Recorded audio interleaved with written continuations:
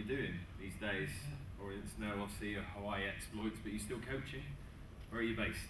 I'm still coaching. I actually launched my new website. I haven't had an opportunity to look at it. It should be up today.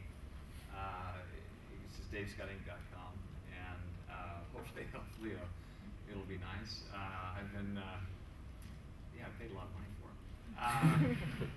I've had a coaching business for quite a while, actually, before I even started competing in triathlons. I used to coach swimming way back when, and I taught little kids how to swim, and I started a master swim program when I was in college, and that kind of blossomed into coaching triathletes, partly because I was doing it, and I didn't want to be the only guinea pig, so I had them. I said, well, we need to try this during this cycle, and you want to make sure you eat this or don't eat that, and people thought I knew a lot, but I really didn't way back when, because I gave them ill advice on what I had eaten during the Ironman race, which was a lot different than what is offered right now. And out here with Accelerate, and we didn't have Accelerate or any of the other fluid replacement drinks back in the early 80s. I survived on, I think, about 8 bananas one year in the Ironman race. And I told this yesterday to the group, the advent of those nice, tight-looking Lycra outfits that everyone wears right now that are form-fitting, it looks really good if you've got abs. And I don't. Well, I do a little bit.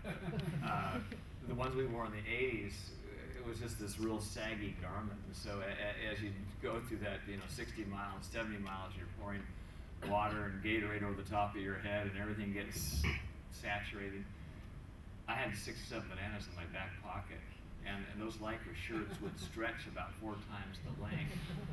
So I had those bananas bouncing off my back wheel and all over your thighs and everything else. It was terrible. So I gravitated to figs after that. Anyway, I have a coaching business. We're going to get off track here. And I work with individuals like you. I have a lot of people that I kind of fix programs for. A lot of people I think that have been in the sport have a good understanding of what they're doing, and sometimes we just need to tweak a little bit so the cycles that they're doing are proper, and the sessions that they're doing are really defined for them. So I have individuals that email me and have nutrition questions on my website. I'm fairly big on making sure that endurance athletes' bodies are as strong as they could possibly be, and I think we can look at the 2 best, and I know them quite well, Chrissy and Craig Alexander, who have had huge strength issues or lack of, and have really addressed those over the last couple of years. So even when we look at the elite of the best, there's issues with strength. So I have some programs that are on there that address the key areas for triathletes. So we're pretty vulnerable on the front side, back side. Our whole lower core is really weak. Our rotator area and our shoulders, our mid back is generally very, very weak. So I have those on my website. But I also do lots of clinics for athletes, and we actually had talked about coming out here and doing a sort of a weekend clinic with a lot of the UK athletes. So maybe in the distant future I'll be doing that. And I have 3 kids. I have a daughter 13 and 2 boys 19 and 20. My oldest 2 are in college. And I'm older now. I've been in the sport, did the first race in '76. So it's been a big part of my life. Huge part, and it's been a good role. Yeah, well, I think we'll open it up to you. The question up here in the front is, do my sons beat me yet? Well, if they were seated here, they'd say, "Oh yeah, we whoop on Dad." I've still got an ego. They're both good Nordic skiers. They race collegiately on a Nordic ski team, and they started dabbling in triathlons. They've done a few, and they actually did a half last year, sort of on a whim, and also did the Olympic distance. They were in 2 different heats, and they're very, very competitive. And my older son was in the 2nd heat, and I was kind of looking at their splits. I said, man, it is very, very close. They actually, ironically, finished 1 second apart. So I heard that for the next couple of months. The older one beat the younger one. So I think I've never really pushed them into triathlon. I think they're, could be fairly talented. They're both very, very strong on the bike and pretty good runners. They're swimming easily. So we'll see. I didn't really answer your question. We haven't really gone head to head. I've taken them to a few races a few years ago, and I was able to whip them, but they've gotten stronger. I've gotten slower. Yeah. I'll be glad to answer any other questions. Just fire away. Yesterday I was telling all sorts of stories, and I said it's probably better when I finally stop talking. So I can go on forever. Yes, sir. You probably made one of the most amazing kind of comebacks for an older age group athlete and competed at the elite level, and actually came second to Greg Welch, and a few years later came fifth, well into your 40s. What difference? Do you have a different approach to training when you're older than when you were competing at the younger age? Question was for those of you in the back. The 6 times that I won was during the 1980s, and the last race that I competed in the 80s was always defined as this epic battle, which I'm glad to talk about, and Mark Allen just kind of edged ahead of me. And that was his first victory in Kona, and then he went on to win 5 more after that as well. So I had a hiatus between 1990, 1, 2, 3, and in 93, a friend of mine said, "Are you going to be 40 in 1994? Why don't you go back and do Hawaii? It'll be 5 years since you and Mark did this race." And so I had done a few races, and had stayed fit, but I tried to ramp it up a lot. So getting to your question, and leading up to that 1994 race, I've always felt that it's paramount to be as strong as you possibly can, since I was just talking about. And so I do a lot of strength training. I felt that was one of the keys. I also had moved out to Colorado, and we have big mountains there, and my cycling was, I felt stronger than it had ever been, even during the 80s. And as far as recovery, it's sort of a drawbridge for a lot of athletes, because a lot of times our priorities change as we get older, and as they change, our time and available time and energy sort of shifts. And it's not just an age factor. If you're spending 5 or 6 more hours on other business, and I've always had a kind of a business in the sport, and I was spending more time, and I happen to have 2 kids, that all made me tired. And so consequently, your recovery is impaired, and your sleep can be compromised. And I think the biggest thing in looking at my training earlier on, a lot of things that I did in the sport were not terribly wise. And I think a lot of us that gravitated to Ironman felt more was better. And that was my initial feeling, was that if I could do more volume than my competitors, I was going to win in Hawaii. And there's a fine line. There's a very fine line, and those of you that are very familiar with maybe having an extended block of time where you really exercise to your heart's content, realize that your body is not that resilient, and it does need recovery. And so, in leading up to the 94 race, I had a break from doing a huge amount of volume. Recognized that volume didn't necessarily make me faster. And in looking at the preparation for that race, and really from 93 till current day, you still need to maintain very high intensity in your training, really high threshold training on your swim and your bike, and also depending on your running ability, certainly for the half, and for the elites on their run as well. So I did that in preparation for the 94 race, not as much volume, and a little bit higher intensity, and found that I had the recuperation powers to be able to do that. So 2 reasonably good years. I was trying to catch Greg Welch in the 94 race, but he took off on the run, and the only thing I remember, he had these really baggy, we used to wear the Speedos, and it looked like they were so, like you looked like how you had diapers on. They were just oversized. I talked about him afterwards. I said, "Greg, that wasn't a very form-fitting suit." And he said, "Yeah, but I ran away from him." Yes, sir. Do you do any other sports?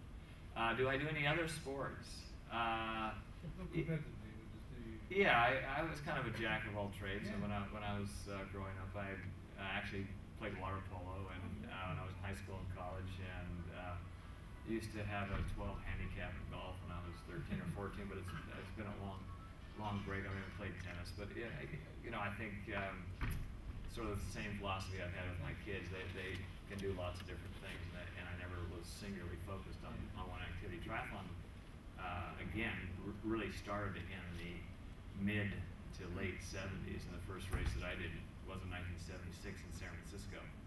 And there was no organization to it, no police at the intersections, and no one out in the ocean to watch you if you had trouble. And you know, the order of that race in 76 was a 9-mile bike, followed by a 4-mile run, and then we jumped in San Francisco Bay. It was about 1,300 meters. It was in November, no wetsuits, and the water temperature, I think, was 13 degrees. So we were very foolish, but for some reason, it kind of intrigued us. Yeah, other questions? Don't be shy. Yes, sir. I was going to say, we've heard you've worked with Chrissy and Craig, who are both clearly awesome athletes. Have you got guys you're excited about working in the future that you're looking out for? Or? Yeah, question was, working with Chrissy and Craig, and I guess my pseudo title with them is I'm their advisor. So, I think when we look at their talent and their ability, that's probably the appropriate title, because they know what works. And I hate to think that any one coach, including myself, can go in there and say, hey, I'm going to revamp everything you're doing it all wrong. They've kind of figured it out. And your question was, do I have any up-and-coming athletes that... Guys you'd like to work with, people we should look out for, that maybe we won't see yet? Athletes that are maybe on the horizon or on the brink. I would say no, not really. I mean, I've seen some very strong amateurs that are doing well, and fortunately in Boulder, I kind of get the cream of the crop that come in there, and so I get to look at those athletes. And I was just asked a question in an interview before coming in here, and they said, what's the best feeling about coaching athletes? Is it the beginner, or is it the fitness type athlete, or is the elite? I like all three levels, and within those three levels, there's a huge difference. But I like looking at the elite and trying to figure out the puzzle of just making them a little bit better, and saying, hey, if you do this for X time period, you're going to reap the results. And part of it is just confidence that they have in what they're doing, and also confidence in what I might project for them. So I don't have an up and coming one. I admire the Brits. They're extraordinarily talented. Brownlee's brilliant, and a young woman, Averill, I think, Holly Averill's, I mean, she's outstanding. So I think you guys are on the cusp of scaring the world. You did last year at the World Cup races, so yeah, very fun to watch. Other questions? It's Hawaii lovely. What are you doing in Hawaii? Is it flattering? I'm not angry, just asking, is it a nice place? Is Hawaii a nice place? Yeah, well, if you're going there on vacation, it's a very nice place. Yeah, the weather's lovely, and the margaritas are very good. Yeah, it's a good place. Yes, How sir. do you think Lance will get on? How do I think Lance will get on? Yeah. With what? Well, he's pretty committed to do it in 2011, isn't he? Yeah, question was, is Lance Armstrong going to do Hawaii in 2011? Yeah, I think this gentleman just answered. I think he's going to have a tough race with Chrissy. Let's not be so presumptuous that a single sport superstar who has been out of the sport for 20 years almost is going to come back in and be at a certain level. I don't know what he proclaims he has the ability to do in that particular race, but if you haven't been swimming at that level, and you haven't done a 112-mile time trial by yourself, and get off the bike and run what the running times are by the top guys, he's in for a dose of humble pie. And I think it's admirable that he's doing it. I'd like to see him do very well. I have great admiration for Lance, and raced against Lance when he was a kid. But he's a lovely cyclist. He's a lovely cyclist. He is quite good. Yes, he's good at that. But it's not a bike race. After Christmas with my parents, I put on quite a bit of weight. Do you have any quick fixes for long distance athletes who want to lose weight but maintain the energy input to continue training and race? Yeah, quite a very good question. The question was, a lot of us, our weight fluctuates, and it can go up, and then all of a sudden, if it goes up, how do you get it back down again? The single biggest thing is that if you can rev up your system by including higher intensity training and also include higher intensity training in your gym workout, and I'll give you a quick example. If you combine exercise that are full body exercises where you're involving your big muscles, your glutes and your quads and your back and your stomach and your shoulders and your arms, and you can target one exercise like that, you get a huge big spike for men and women in human growth hormone, and also you get a little bit of spike in testosterone as well, which helps burn free fatty acids, which helps burn fat, and the post-metabolic burn, the post-exercise burn that you have later on is elevated. I see a lot of endurance athletes that go into the gym, and I'll pick on runners, and they grab these little dinky dumbbells and they go like this. Well, maybe that helps. I don't think so. So the exercise that you should do, and the science has shown that if you do a slightly faster movement and combine larger muscle groups in 3 or 4 exercises, and I'll give you a specific example. The single best exercise, with the exception of what gymnasts can do that are just extraordinary, that take an incredible shoulder and back strength, is an exercise that combines all these multiple movements. And I'll give you a quick demo. If you take dumbbells and you do a squat and you jump down or hold a position here, the next step is a jump curl. So you actually get air and you jump curl and you come down into squat again. So squat, jump curl, squat, and then the final part is jump press. So if you do it in a row, and I have dumbbells on here, obviously start with light ones if you're just trying for the first time, or no dumbbells, just to get it. You do a squat, jump curl, squat, and then jump press, and you finish it here, bring it back down. So you think of that exercise, what is it engaging? About everything. And if you do that one exercise, 6 to 12 reps, and then you move to another one. How many are familiar just with doing a push-up? Downward, upward dog. Your hips are down, hips are high. Yeah. And if you go in a plank position and you draw your knees to your elbows, you familiar with those? You're in a plank position. So you have them stabilize your whole core and your stomach and your back, and you follow that with it. A great exercise that also elevates it is just to do a pull-up, and if you can't do a pull-up, you just do an eccentric load and any kind of knee movement that you have with it, or even kicking back, so you jump up and pull yourself up. So those 3 exercises, if you did a squat, jump, curl, squat, jump, press, that one, and you combine it with a push-up, or up and down, or a plank with an elbow touch, with any kind of pull-up, or is a good combination. You do three of those, 3 sets. The time block, I know this is kind of specific, but you gave me a good question. The time block should be anywhere between about 4 to 8 minutes. So you do 3 sets, 4 to 8 minutes. Then you take a minute rest and do another 3. But you combine higher, faster intensity training. That will really rev up your system. The second thing is, just in your regular diet and on what you're eating. A calorie is not a calorie, and because the burn rate of different foods is much higher. So if you're taking in high glycemic sugars, and the worst form of it is really the sweetened juices that we drink. Those are almost toxic and toxic is a potent word, but we don't need those high fruit drinks. We don't need an excessive amount of accelerated food replacement drink, and a lot of athletes that gravitate into the sport use that drink as a pacifier. It's an outlet and a license to eat, and we don't want to overdo it. You can go out for a 40-minute run and then come back and consume 600 calories. Well, that doesn't make sense. But a lot of us do that. So that the calorie burn from exercise, if the intensity is high, the duration is a little bit longer, well, we end up burning a little bit more. And if you rev up your intensity, so those of you that are doing Ironman or half Ironman training, if you bring up your longer ride, you up the ante or the intensity in that longer ride, that will help burn free fatty acids as opposed to just going at a conversation pace all the time.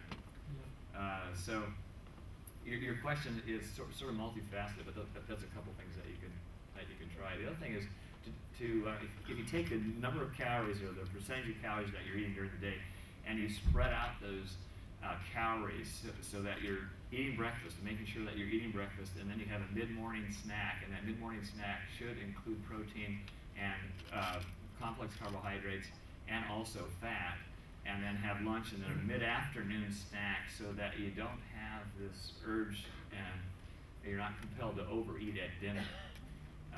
In the States, the big problem is that 70% of the calories and 70% of the fat calories are consumed after 7 p.m. at night.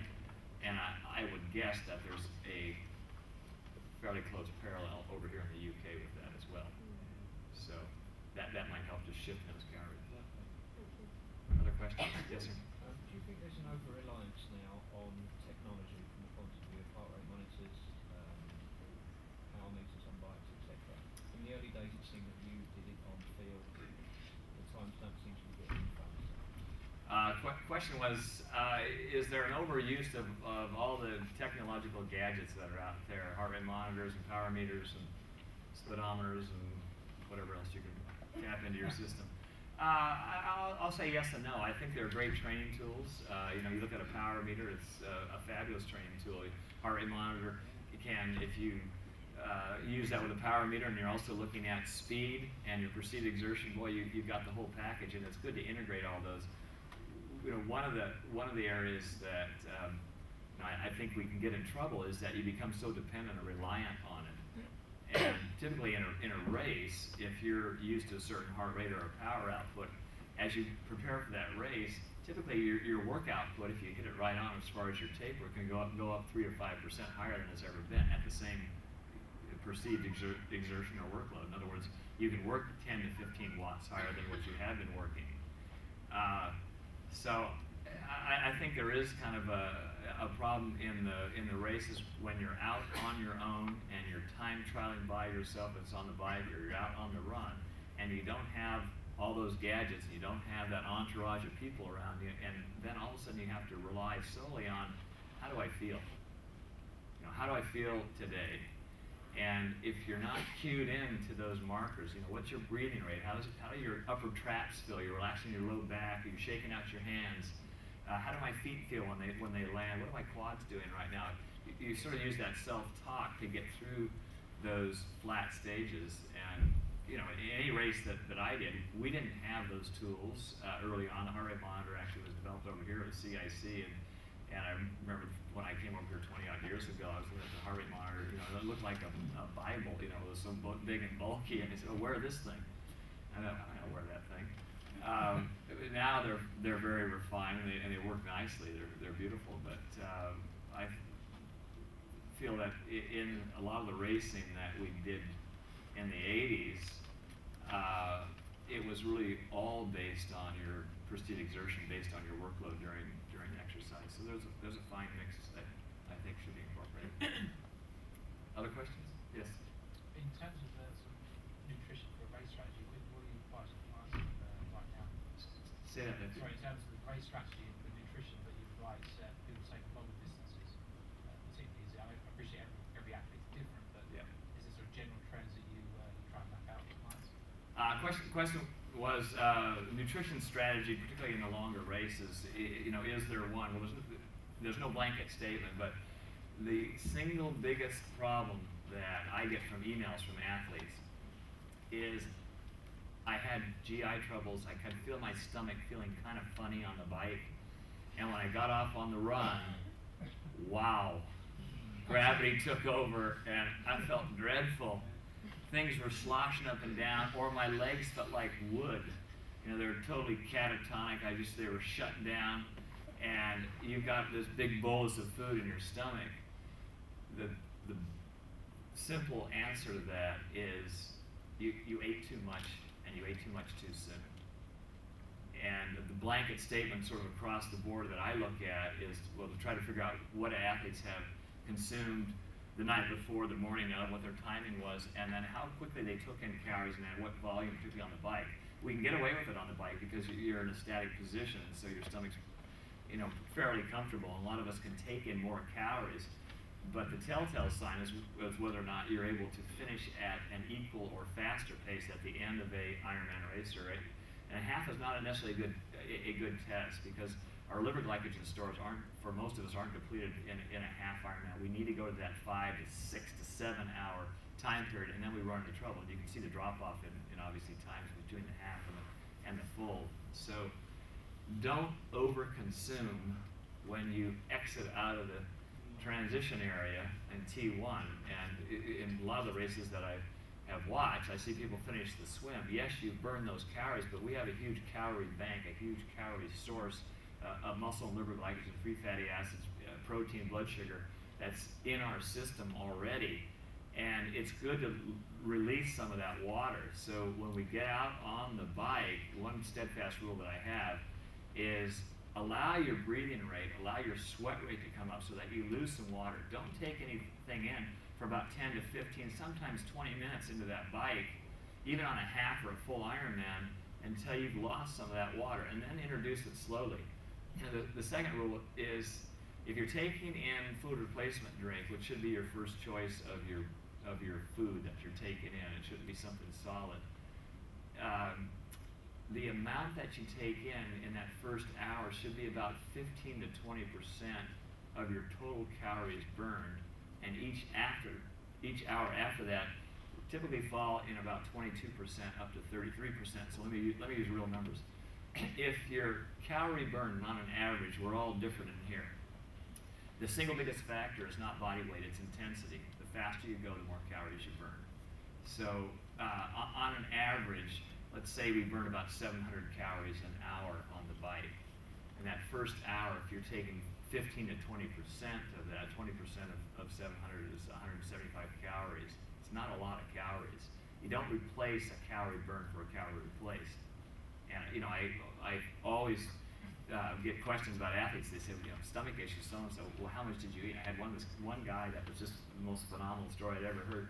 I'm pretty good with jock math and figuring out, calories and grams and so on. So I said, well, what did you eat on the bike? This is a half Ironman. And he started going through this full buffet. and he had more items. And I said, my gosh, how did you get that? And he said, well, I just kept eating. I said, I'm burning these calories. And he was replacing a calorie for a calorie. And he was a fairly big guy. So his caloric burn for a half Ironman was about 2,400 calories. Well, he ate 2,400 calories. And I said, well, how'd the run feel? Well, I said, do you ever eat 2,400 calories in 2.5 hours? When you're really hungry, just sitting around? He goes, absolutely not. I said, oh, golly.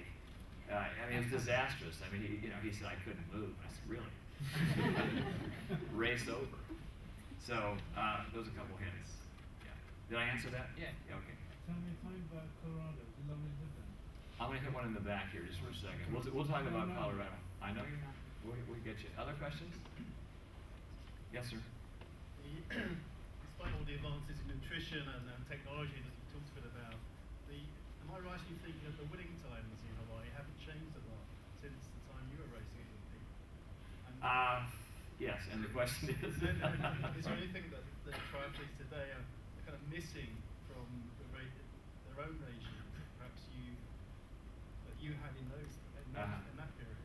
You danced around that very delicately. Why are they going slower now, huh? If you didn't hear the question, times in Hawaii have kind of plateaued. The run times are a little bit slower than the mark and I ran in the 80s. Why is that? I get this question asked every year I go to Hawaii, and who's going to win? And I'm fairly candid with my comments. I usually say there was only 2 guys or 3 guys that know how to win. The same thing with the women. There's only 2 or 3, and obviously Chrissy was my pick, and Craig as well. I think in the 80s when we were all racing, Mark and I specifically were racing, we did kind of a hodgepodge of races, all distances. We did Olympic distance races, some shorter once in a while. Had Nice distance was about 3/4 of an Ironman, and then Ironman at the end. And our preparation was always trying to go fast in those short course races. And as I said earlier, I think a lot of the Ironman people, it gives them the latitude of saying, well, I got to go long and easy. And long and easy translates to slower. So if it's long and easy, you're going to end up slowing down. And if the intensity is still high for several blocks during your training year, you're going to maintain that speed. And that's why I think the next generation of Ironman athletes are going to be the ones that come up from the short course ones. Craig Alexander is a good example. The men's, he's very, very fast in the short courses, and was very accomplished at that distance, and obviously has done extremely well in the half and has figured out Ironman as well. So, you know, I think part of it is a belief, and I've heard this at the press conference for a number of years, and this was brought to my attention, and I didn't say it arrogantly at all. It was just more matter of fact. In 1989, going into that race, I knew Mark and I were probably going to have a battle, and it turned out to be this huge battle. Someone from the press asked me, they said, Dave, what do you think you can do? You went 8:28 in 1986. That's the existing record. What do you think of that time? And I said, well, I think it's soft. And what do you think you can do? And I said, well, I seem to be pretty consistent on the swim. I'm about 50 minutes on the swim, and the bike, just a little under 25 miles an hour, I think around 4:35. And the run, around 2:37 or 2:38. And so people were doing their math, and they're going, oh gosh, that's real fast. And I didn't really, ironically didn't add it up. Someone said, well, what does that come out to? And I said, well, about 8:10. And Mark and I never really talked about the '89 race for almost 10 years. We did a public talk with a large group in Los Angeles, and this was 10 plus years later, and we were talking about the '89 race, and it was brought to my attention that, gee, Dave, in the press conference, you talked about going 8:10, and I said, well, what did you think, Mark? And he said, well, I knew I had my work cut out, but Mark also said, I think I can go 8:10, and he hadn't been close to that at all. Well, that year, he went 8:10, and I went 8:11.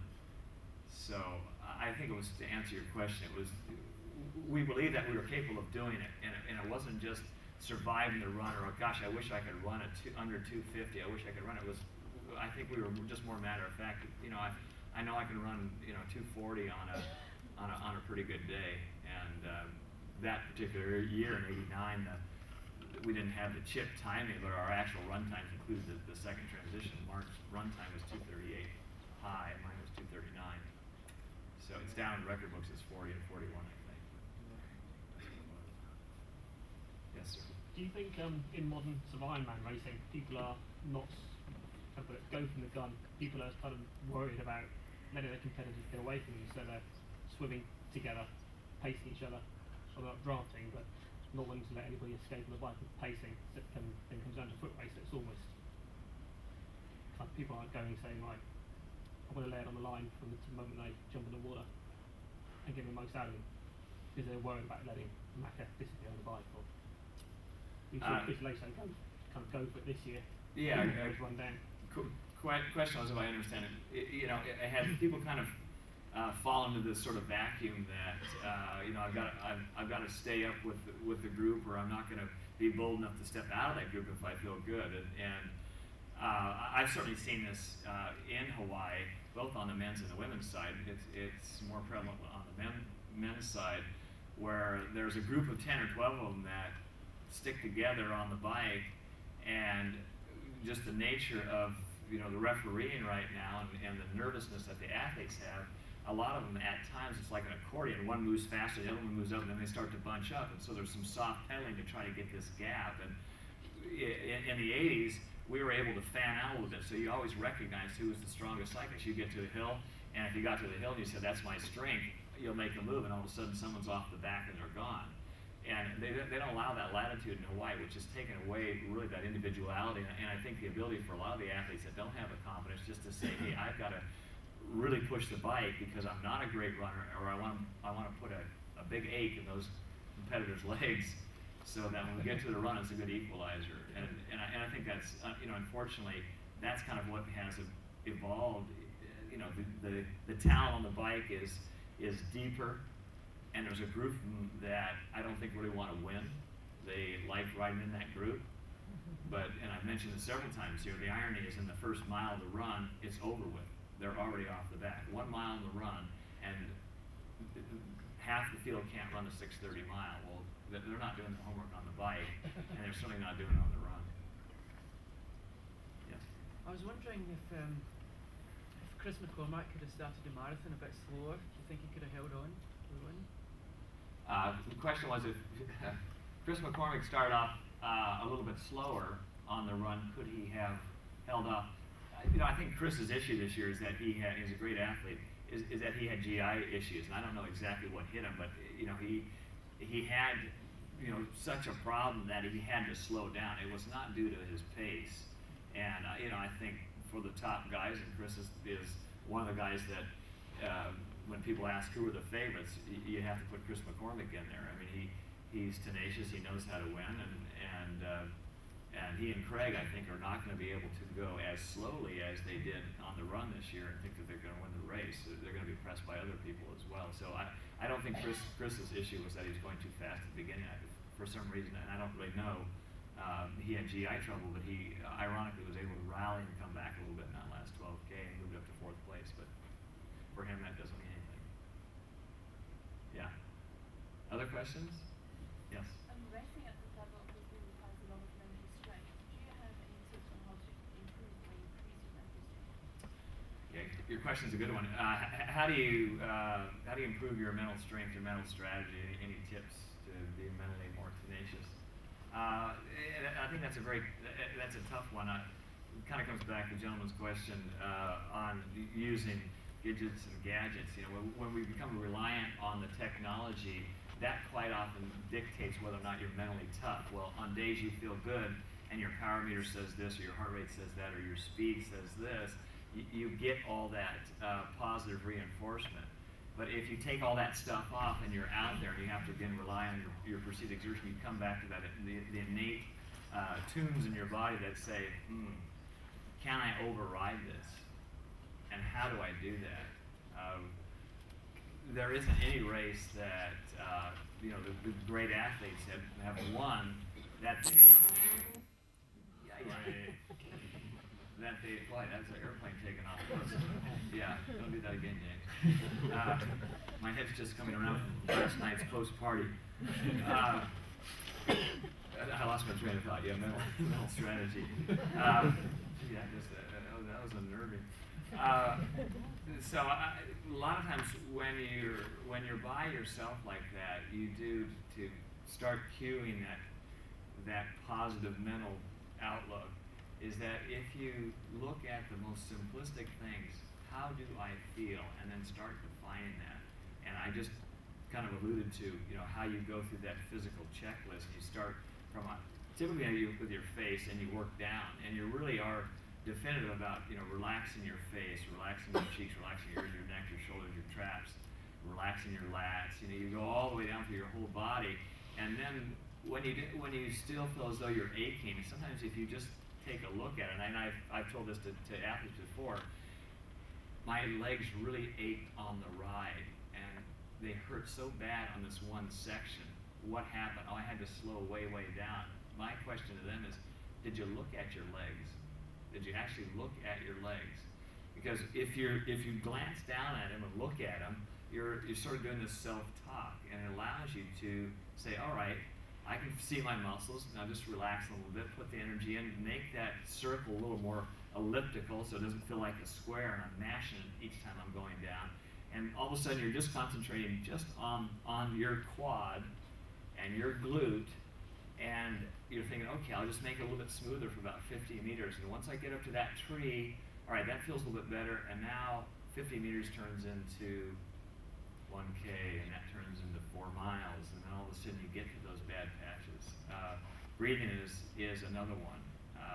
And I've mentioned this many times in the races when we're in that sort of frenzied, very tight, cramped situation on the beach, and the gun goes off, and you're going out real hard, and I've watched athletes, I said, did you take a breath? Well, I turned my head and I said, did you take a breath? And did you exhale forcefully? So not only do we take a breath, but you think about blowing out. And when I swam in college, sort of the advent of videotape, we had a college swimmer that always died on the end. And we finally looked at him, and he would do this breathing pattern where he'd alternate breathe, and he sounded like a dog barking. He'd turn his head and he'd take a breath, and his head would go down 1, 2, 3, and then he'd alternate to the other side, and he'd go, ooh! But he never really took an inhale. And so we realized he was taking a breath, and his head would go down. He wasn't taking an inhale, and he'd have to go 3 more strokes, and then he was putting himself in a hypoxic state. He wasn't thinking about his breathing.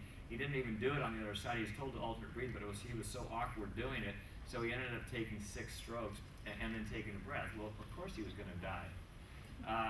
So I think that breathing, really helps to do that self-talk. That's huge. And you have to kind of practice that well before the race. You cannot do it just in a race. You do it in practice, and you do it in practice when you feel lousy. When you feel lousy, it's difficult to override all these factors. Yes.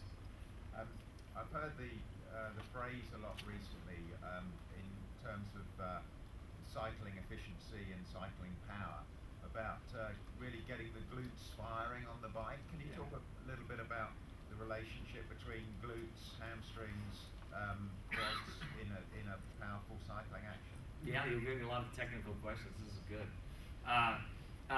First off, when your butt's seated on that seat, the tendency with all the tri-bikes is that the geometry has moved you further forward, and if you watch what happens as people move further forward, they have a tendency to flex their spine a little bit. So they're trying to generate power by keeping a little bit of flexion. It's counterintuitive to move away because all of a sudden your core is really open. And I'll use another example. All the great swimmers are nice and long and limber, and they stretch all the way out, and you see their arm fully extended. For most of the triathletes that don't have the flexibility in their shoulders and their back, and their hip flexors are really tight, we're better off actually stopping just shy of 180 degrees and stopping at 170 so you can flex that wrist and set your elbow on the front end, and you don't have deceleration. So when we're here and we press down, we end up sinking straight down. When we're back to the bike, if I'm way out here, I don't have any flexion in my spine. So you set that up with a proper seat position, and if you tell people to sit as if they're sitting down on a stool, and they sit here, and then they fold at their stomach. So I'm not grabbing my bars, but I fold right at my stomach here. I'm essentially in this neutral position. This is the power position for lots of sports. We generate the greatest amount of power out of our glutes, and we take ourselves off our bike seat like this. And as soon as we drop our stomach down, because our lower abs are weak and our lower back starts to tighten and shorten when we ride, we're in a very vulnerable position. So you sit down, fold right at your navel, bend over, put your hands on your brake hoods, then put one hand on your aero pad, another one on your aero pad, and then come down and hold that same position. You're still in that strong position. If you're too far forward and you can't pick your hands up off your bars, you've got an improper pelvic position, so you can't generate the glute strength that you need. So when I'm in this position, again, this power position here, it's like doing a squat. I'm in my strongest position, and that's the same position that you really want to be on that bike, by making sure that your pelvis is more upright to start with, and then fold down to your hands, and then you'll start generating your glutes. So that top part of your pedal stroke, as you initiate the power, let's be exact on this. When you're at 12 o'clock and your foot's at top dead center, there's no power. The power is generated at 3 o'clock. So when everyone's right at 3 o'clock, that's when you start thinking about the power. And to really get your glutes in, you don't want your foot to point, called plantar flex. You want to feel as though that ball of your foot is, if we think of the pedal stroke as being more watermelon shaped, elliptical, that here's the pedal, that you're pushing forward to start with rather than rolling your foot over the top of the spindle. And a lot of the amateurs will have a tendency to kind of roll their foot over like this, and that negates the load that you should have out of your glutes, and it becomes more quad dominant, particularly lateral quad dominant. So think about sitting back a little bit, dropping your heel just slightly at 3 o'clock. That'll start generating your glute power. We can talk a lot about this, but that's a very good question. That help? It does, yeah. Okay. That's the last question. I thought I had 3 hours. Kid, I'm going to bore you silly. Yeah, I just told stories yesterday, but you guys have all the technical ones here. Tell me about, no, that's too long. That's like a whole chapter book. I know. Any other questions in the back? All right, well, why don't we call it a day then? I'll let you go. Anyway, I hope you enjoy your time. I hope to come back again.